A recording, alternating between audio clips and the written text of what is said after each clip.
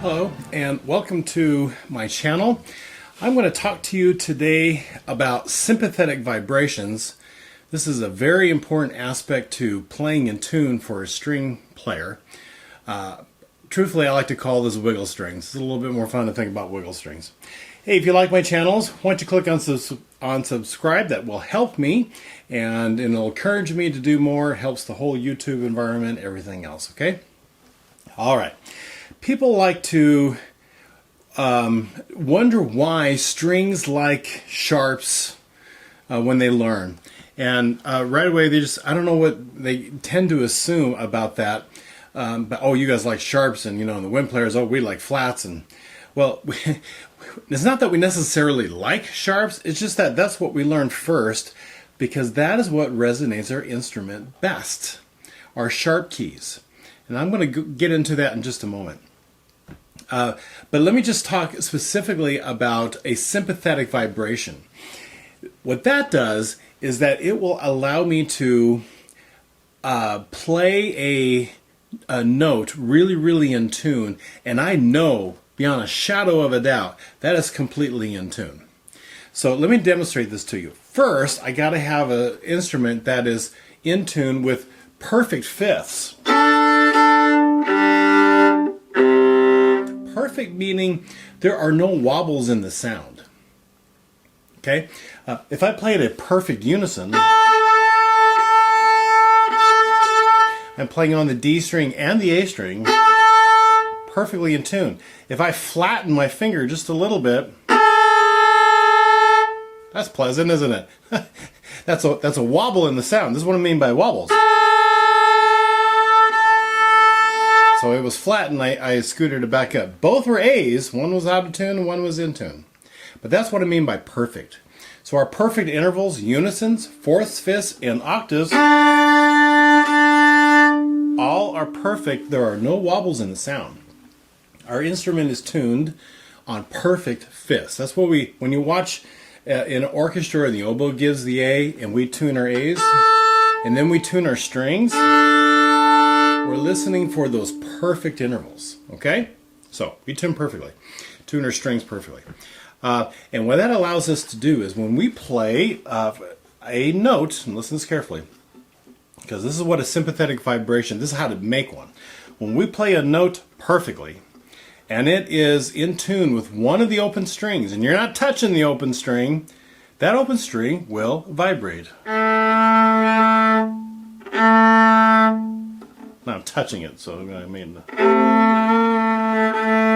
there we go. So here's what you're doing. I'm playing on the G string. You need to watch the A string right about here. See it? It's vibrating, and I'm not touching it. I'm not touching it with my bow, not touching it with my left hand. It's vibrating all on its own.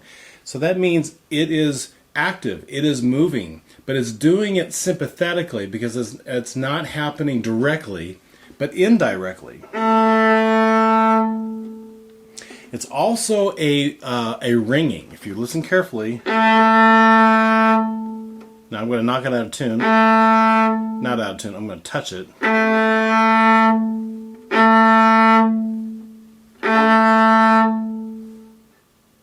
Did you hear that? Do you hear it stop? Isn't that cool? Sympathetically. So I know, here's what the deal is. I know beyond a shadow of a doubt that this first finger is in tune on the G string. That's where it is. That's where the spot is. So it works on it works on both directions in the octaves. So I like to say, hey, an elephant can walk up to me and push me. So pretty easily, right? So being on a thick string will push a thinner string quite easily. I can make an elephant move. Being a little person, you can hear it, it's vibrating. Maybe you don't see it, but you can definitely hear it. I'll stop this one's a D. Did you hear me stop it? So I can push an elephant, I can make an elephant move. It's not as easy, but it will work. And that way, hey, let's check this out. I know where third position is. Beyond a shadow of a doubt. It's right there. I'll never have to guess. I know where it is because I can hear the sound of it. So this is how we tune. This is how we tune specific notes. This is how we find positions. So I just told you. I know that's third position right there. This was. That is first position, right? Let's say I wanted to play a second finger G on the D string. Here it is. Now, I know I'm in second position. My second finger's on a G. And you think, well, can't you just play the octave? Yeah, I can play the octave. It does the same thing. And you heard me just do that. But listen.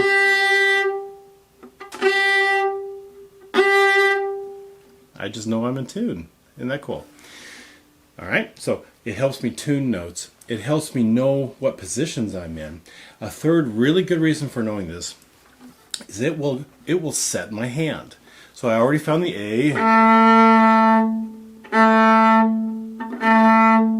I know beyond a shadow of doubt the first finger's there. I know that's third finger. This one you can actually see pretty well. See the D? Going crazy. By the way, so that was 3 fingers in first position. First finger, third finger, fourth finger. I'm shaping my hand based on sympathetic vibrations. Isn't that cool? It was only the second finger that doesn't have that. But you know what? Second finger is either going to be with 3 or with 1 in terms of a hand frame. But it set 3 different notes in one position. So it will shape your hand. You can shape your hand in other positions too. There's G. Here's A. So now, third position, that's where 1 and 2 is. And by the way, it's a little bit smaller than it was in first position. Okay, how do I know? Just play sympathetic vibrations. Here's the C.